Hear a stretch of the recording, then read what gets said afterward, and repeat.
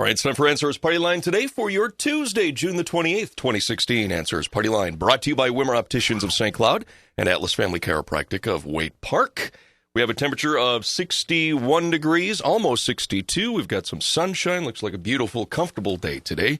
In studio with us, we have Dennis Fuchs, administrator with the Stearns County Soil and Water Conservation District. Say that again. I had the mic off there. Good morning. Oh, I thought you were going to do the other thing. Meow. Thank you. Also, we have Rick Berscheid, District Conservationist with the Natural Resources Conservation Service. Good morning. Morning, Rick. And also along with us, we have intern at the NRCS, Mr. Justin Hubbard. Justin, how are you? Hey, I'm doing great, and good morning to everyone. Good morning, Justin. Welcome to Chasm for the first time. How did you get hooked up with these two wonderful people? Well, I'll have to say it was a wonderful opportunity. I'm an intern all the way from Georgia. I'm a Pathways student here, and I got a chance to apply for the position in Minnesota. And right away, never been to Minnesota before, but I figured it'd be a great experience, and it's been such a great experience so far. I'm here with the greatest and the best, so I've been enjoying goodness, it. He's got you trained well. Dennis, you got him really trained well there. So what other choices did you have, Justin, besides Minnesota?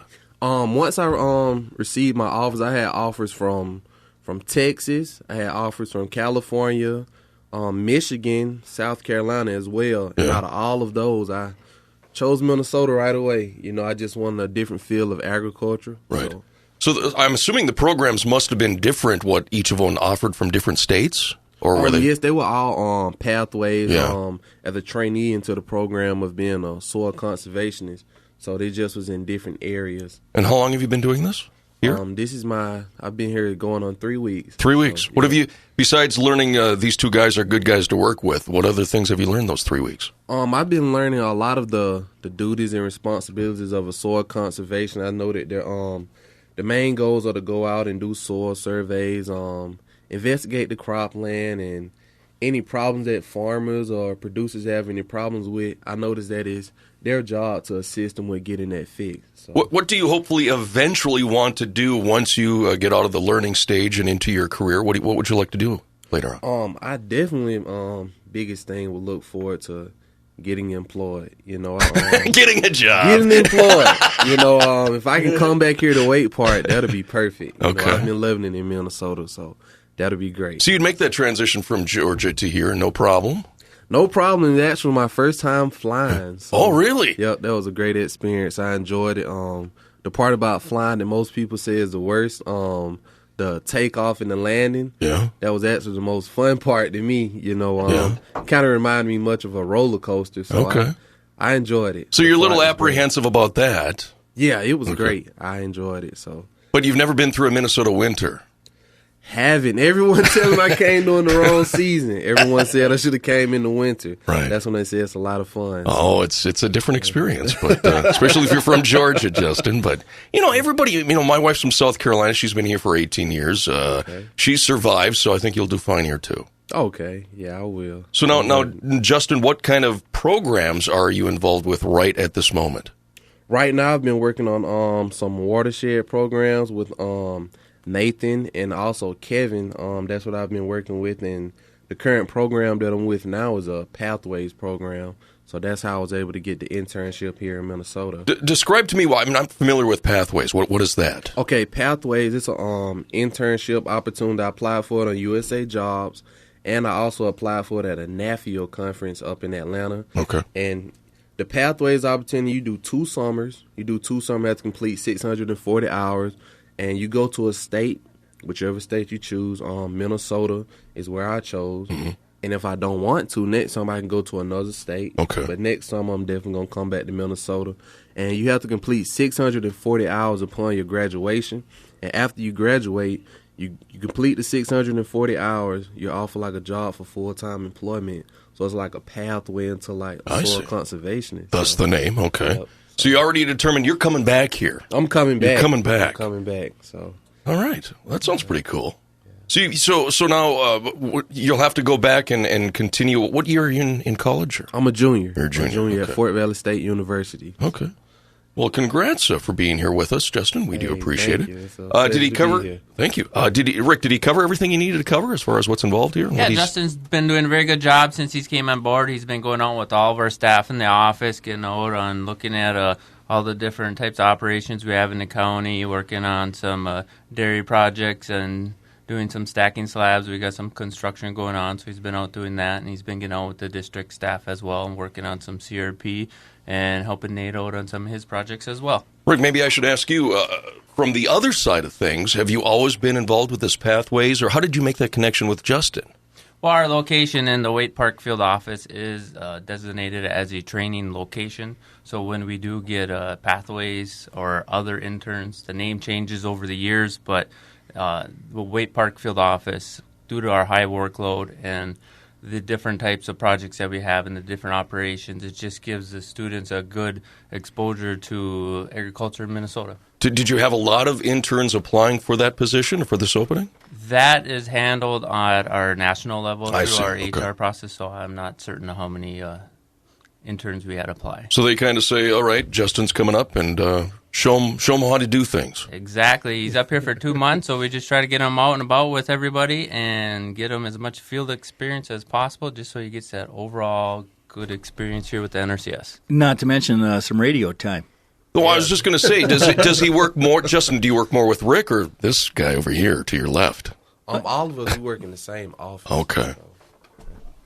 Yeah, we all work in the same office, so it's kind of like I'm working with Rick and I'm working with Dennis. It's just either one, whichever opportunity comes up for me to go out in the field, whether it's with NRCS or the Soil and Water Conservation District, just either one, I take that opportunity. Dennis, do you, from your perspective, from your side of things, do you show him different? What kind of things do you want him to learn before he leaves? Very similar things. Take a look at what our producers are facing for natural resource challenges and how do we address them.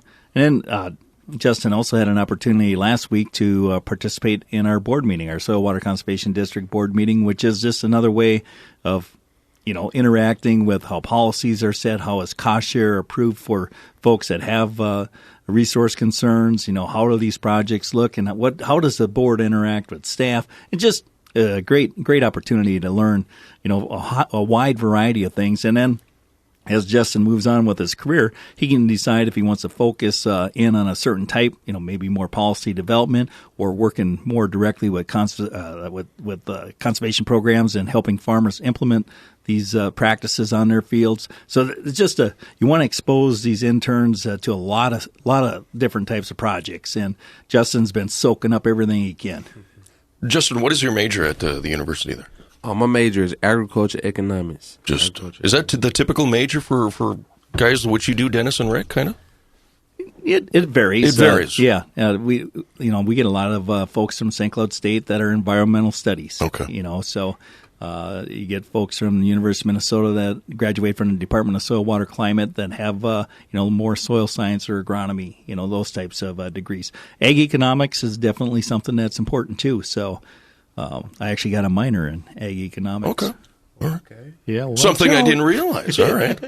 So you got a little background in that. That's kind of cool. Yeah, that's true. All right. But Rick, did we bring on another staff person too? We did. Starting this week, we filled one of our soil conservation full-time positions. Janz started yesterday.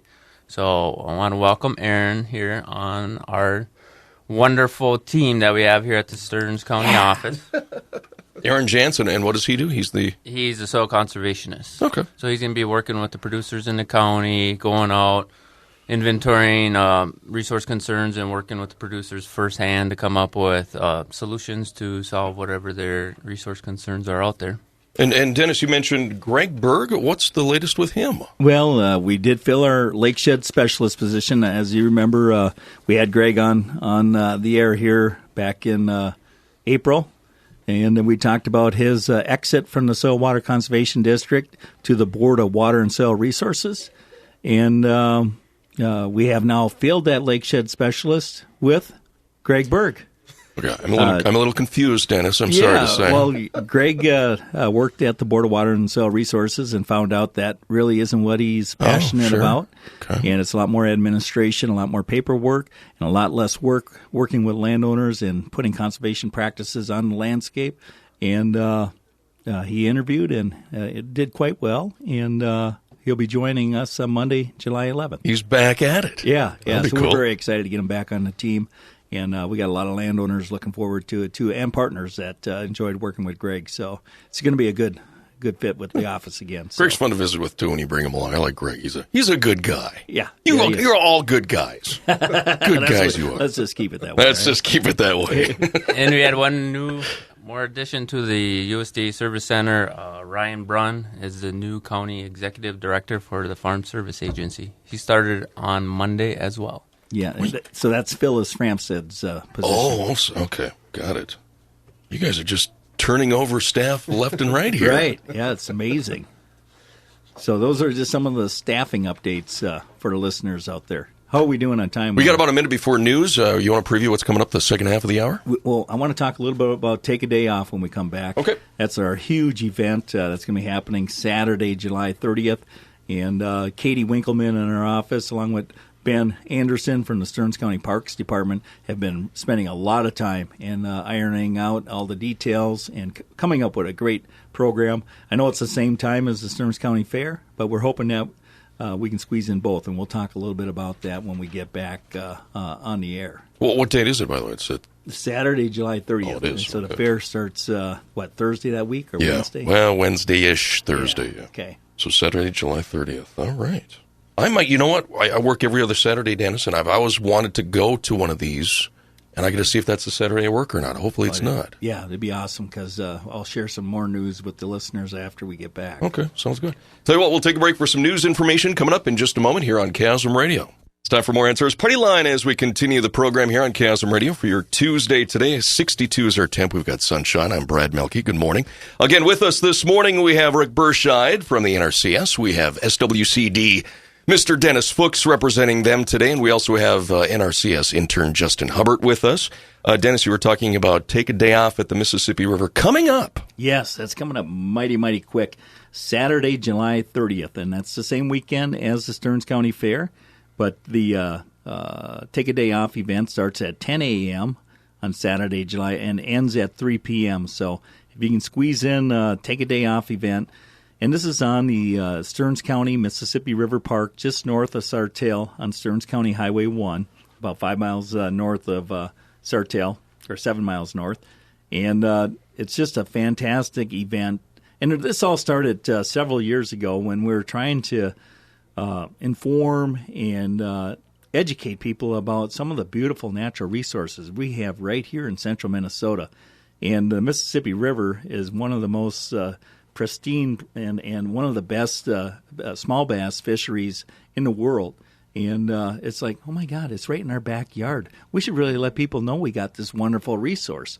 So we worked with Benton County and their Soil Water Conservation District folks and our folks, and worked with a lot of other partners to create the Take a Day Off on the Mississippi River. And this, when we say off, that means outdoor family fun. This event is free, starts at 10 a.m. to 3 p.m., and no experience is necessary, and equipment is provided.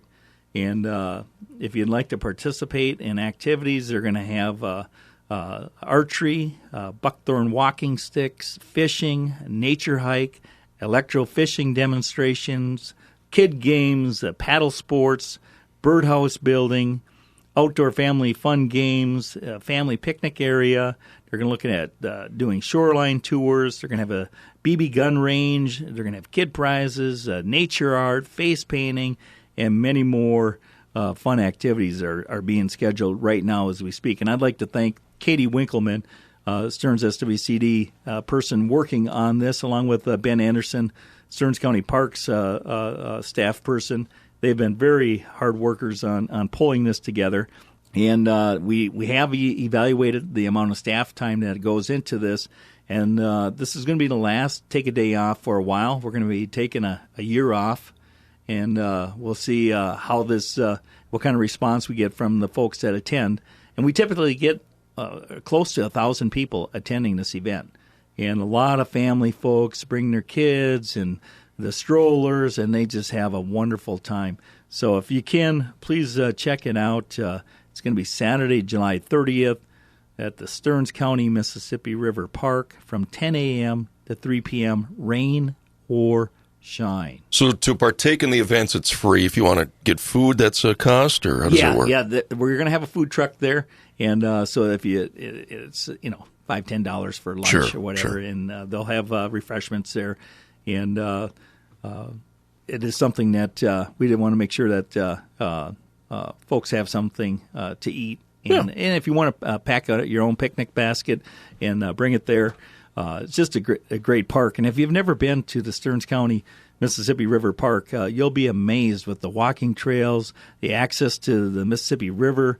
And as you look across the Mississippi River, you can almost, envision yourself as an explorer from a couple hundred years ago, because there's no houses, there's nothing. I just thought I'd help with the story there. Sorry.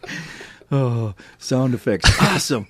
But, yeah, it is just a beautiful, beautiful resource. And we'll have pontoon rides out there. And if you want to do other things on the water, we'll have, the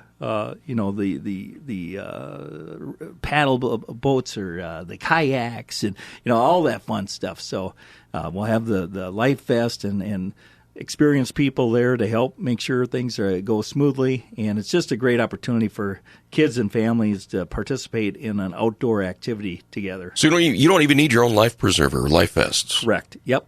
We have that Got stuff those. available. Okay. Do you typically have to wait in line? I mean, is it a lot of people there? Yeah, there is, Sounds but like. there's so many activities. They're so dispersed that you really never have to wait in line very long. It's like a well-run Walt Disney World. Oh, and much cheaper. Yeah, and cheaper. Yeah, it's free. Yeah, Much it's free. cheaper. The Express Pass is $0. So that's again July 30th. Yeah.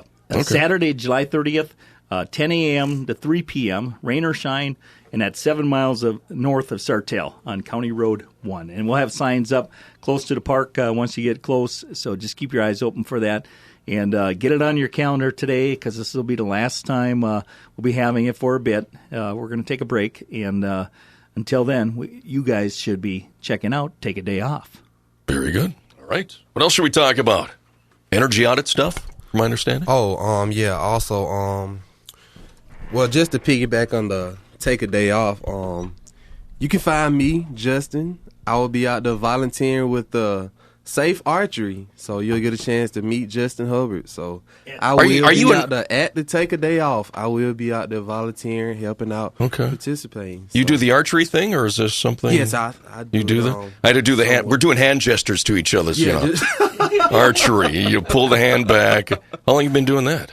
Actually, this will be my first time. Okay. I've done it like at the fair, a couple of games. It was the best option I wanted to choose instead of doing the BB gun range. I didn't want to shoot anybody or end up shooting myself, so I was like, safety first. Yeah, safety first. Safety I'll let first. somebody else have that job.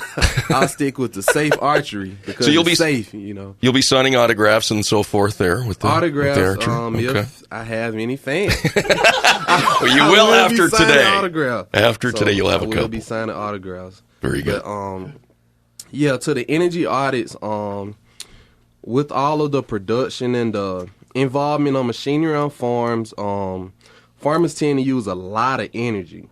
And as a part of NRCS and Minnesota Farmstead Energy Improvement Programs, we have been able to develop practices to help improve energy efficiency and reduce energy use on the farm.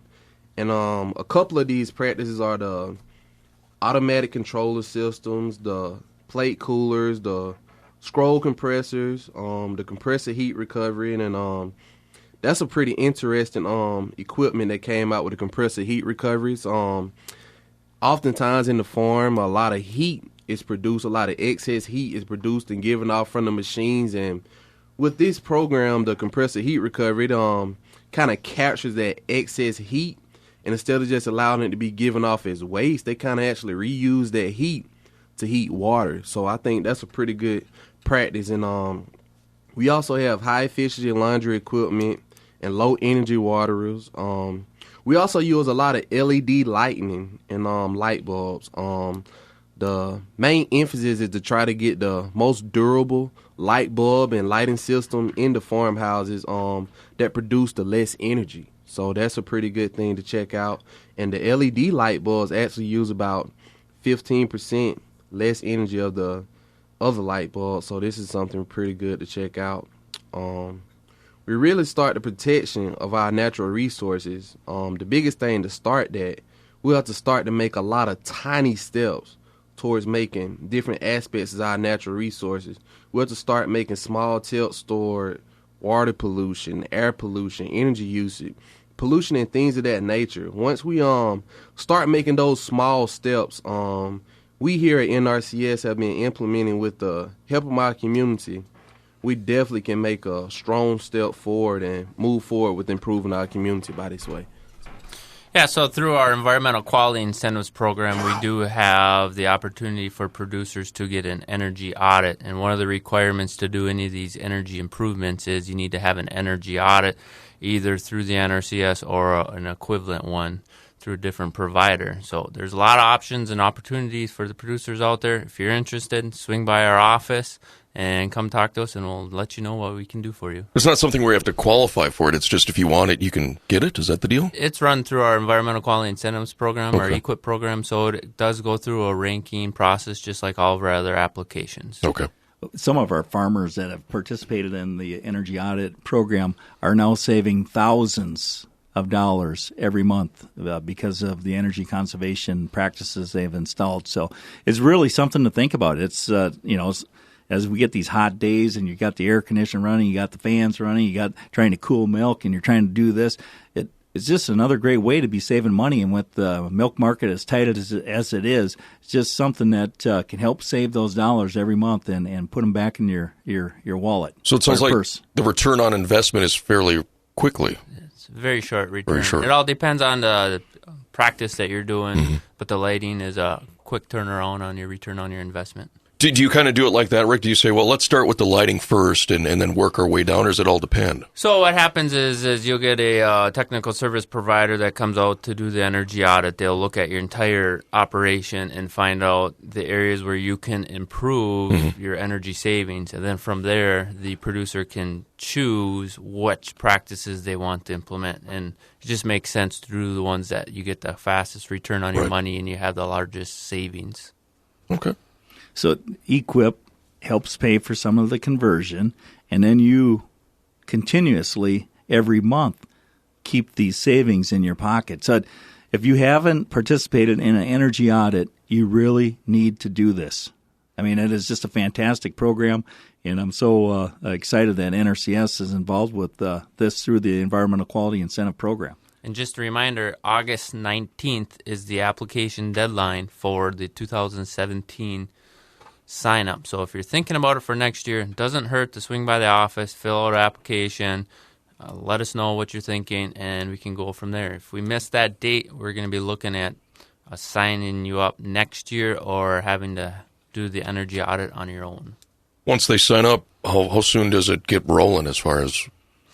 We won't know probably until next spring. Okay. It's just the funding cycle. Right. Our applications are earlier in the year, and then around that May period is when we find out if those applications are funded. So you got to be looking into the future. Plan ahead. Plan ahead. Plan ahead. All right, sounds good. Pollinator Habitat Program. All right. I've got a couple things I wanted to cover on that. As most of you probably heard, last week, June 20th, 26th, was Pollinator Week, National Pollinator Week. And the reason why that was created is to just bring some awareness to the importance of bees and pollinators out there in our crop production systems. And I wanted to share some bee-friendly tips with our farmers out there and homeowners. And this is from the Minnesota Corn Growers and the University of Minnesota Bee Lab.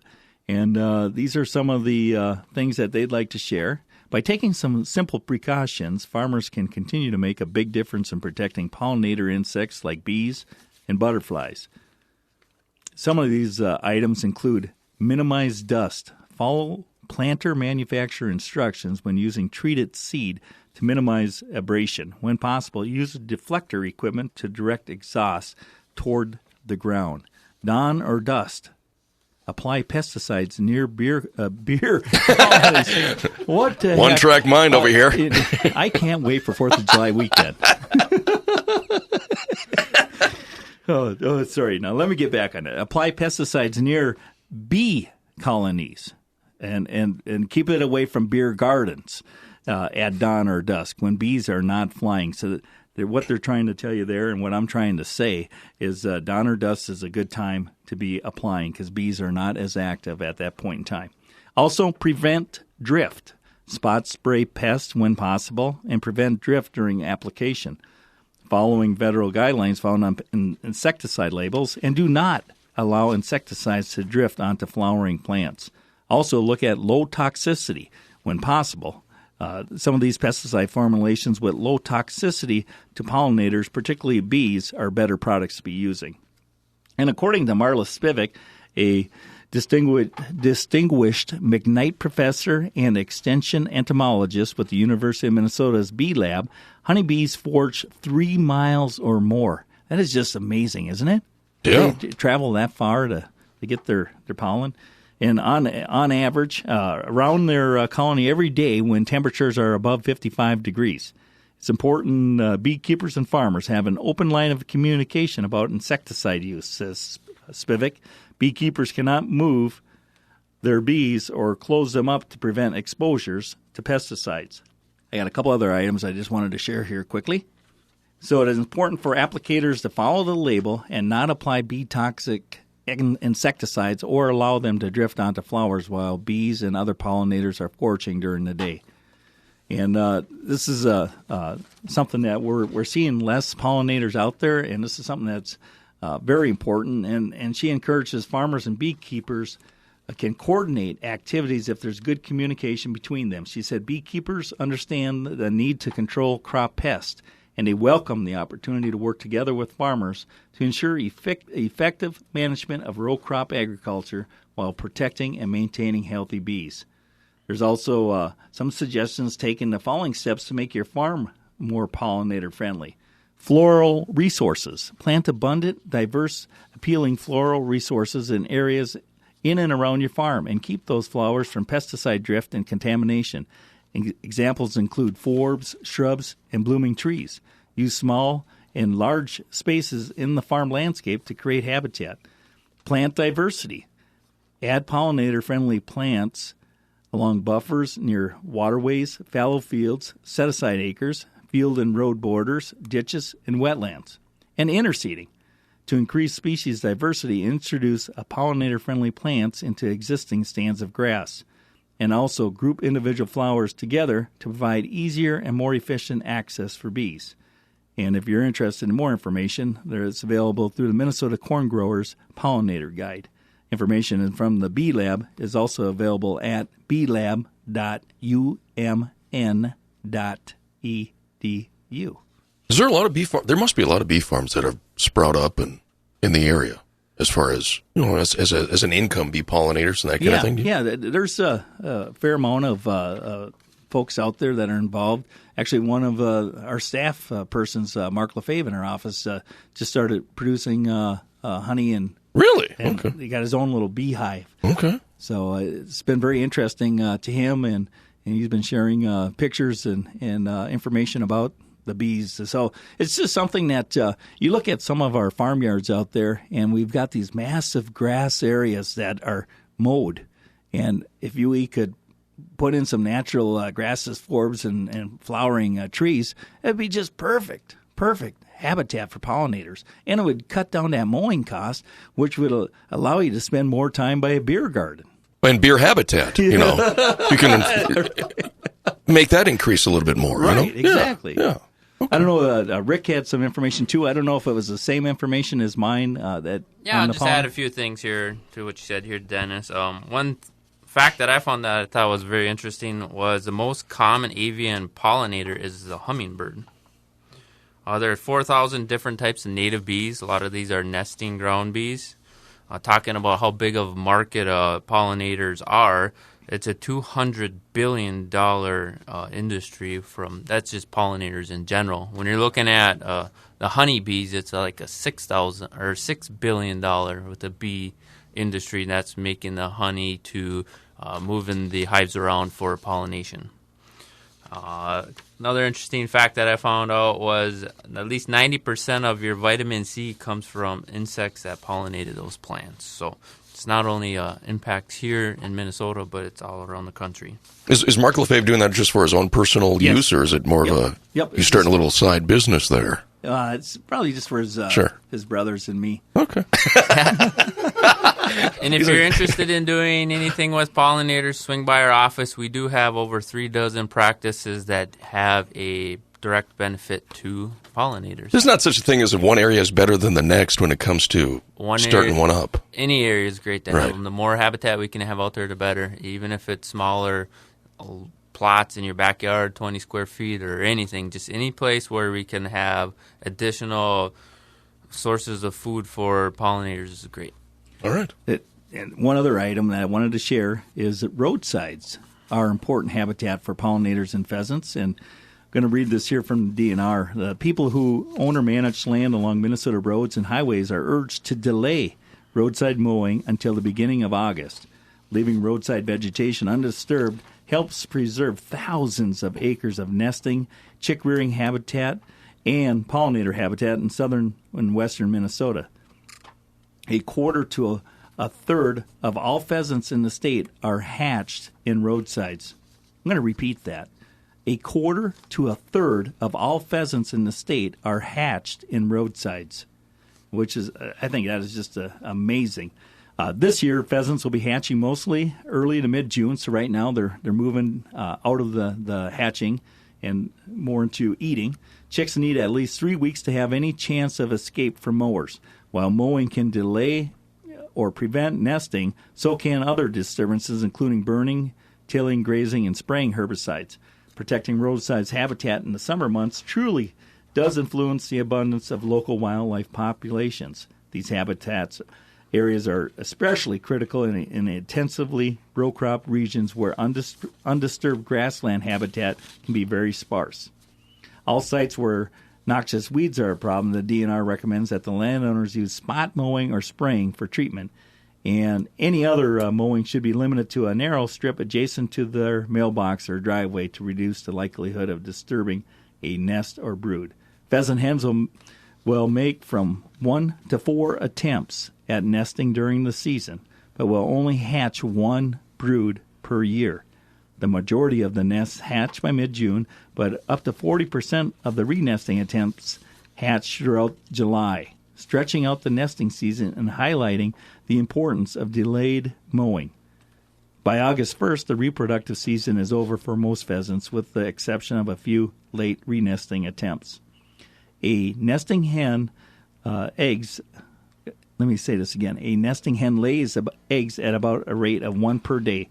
Early season nests contain an average of 10 to 12 eggs, but each subsequent re-nesting attempt contains fewer eggs. The incubation period is 23 to 28 days and starts after all the eggs have been laid. The hen remains very faithful to the nest, leaving only briefly to feed, and therefore is also very vulnerable to mowing during that time. So keep that in mind. I know there's a lot of farmers. We got dairy, and they use that, and the value of that hay for livestock feed is much more valuable on the front end of the mowing. So June is probably a time when you want to collect that. But if you can delay it as much as possible, that really helps our pollinator habitat and pheasant habitat out there. Dennis, I think we had this question last time you mentioned the whole mowing issue. Listener wants to know if we shouldn't mow the ditches. Why is the county department mowing? Oh, good question. And I know they're in charge of also public safety along the county roads. So a lot of times they're taking a SWAT or two on the shoulder. So when you pull up out of your driveway, you can see if a car's coming to the left or to the right. And it just helps for safety. I live in Sherburne County, and I've noticed that it's much easier now that they've mowed to see if there's a car coming or not. So that is part of the reason. And also we've got some noxious weed programs, and one of the weeds that we're trying to control with the county highway department is wild parsnip, and that stuff is going bonkers in the county. And it looks like dill and it's got flower head-like dill. And if that gets on your skin and you expose yourself to sunlight, you'll get blisters like you've never seen before. So it is just a very noxious weed. We're trying to get on top of it, and it might result in a little more aggressive mowing to just manage that population. But we're trying to do spot spraying as much as possible to help contain that outbreak of wild parsnip. How do we find you and contact you at your office? Phone number is 320-251-7800, extension 3. Wonderful. That's our time for today. Rick Berscheid from NRCS. Also, Dennis Fuchs from SWCD. And pleasure meeting you, Justin Hubbard, NRCS intern. Thanks for joining us all this morning. Do appreciate it. All right. Thanks, Thank Brad. you for having us. Thank you so much. Minute after 10. We'll be right back. News coming up.